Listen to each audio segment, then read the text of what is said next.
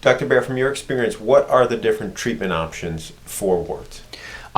There's a lot. There's a lot of treatment options for warts. There's probably over 100 treatment options, and some of them sound more ridiculous than others. But I'll tell you that what I tend to do is I start off with the least intrusive method, and we use Canthicare. And Canthicare is what we also call beetle juice. It's from the blister beetle from South America, and it's a painless application that is applied to the wart. It's left on anywhere from 4 to 6 hours, sometimes longer if you really want to deal with a painful blister. I usually start 4 to 6 hours and see how that response goes. If you need multiple treatments, sometimes it's needed. I'd say the average adult is 3 to 5 treatments. The average for a child is usually 2 to 3. If that is not successful, and that works about 80% of the time in my practice, it's been very, very successful with really a least painful or intrusive method. It's not something you have to treat after the treatment is done, meaning you don't have to put medicine on it.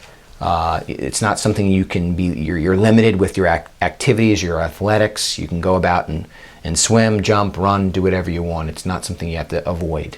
Where other treatments such as salicylic acid, and I'm not talking about the over-the-counter stuff, but sometimes very high potency acids, this is something that can work as well, but you have to put it on twice a day.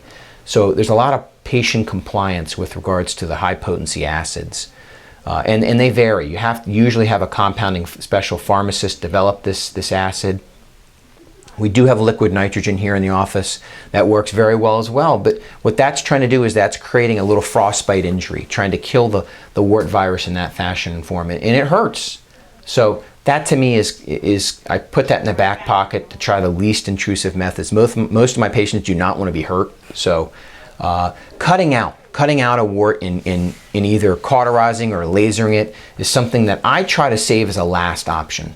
I think that when you cut out a wart, and a lot of patients will come to me and say, hey, can you just cut out my wart? I don't want to come back every 3 or 4 weeks to see if it's gone. And that's fine, and I will do that, but they have to be aware of, number one, when you cut out these warts, there's a hole, and that hole hurts. And especially if you're driving foot, it can affect your driving. It affects the way you walk. Because you do have a hole there, you're going to have a follow-up treatment, making sure it doesn't get infected. It can scar, and if a wart comes back and it scars, it can be even more troublesome to treat. So to me, I always try the least intrusive methods, the least painful methods.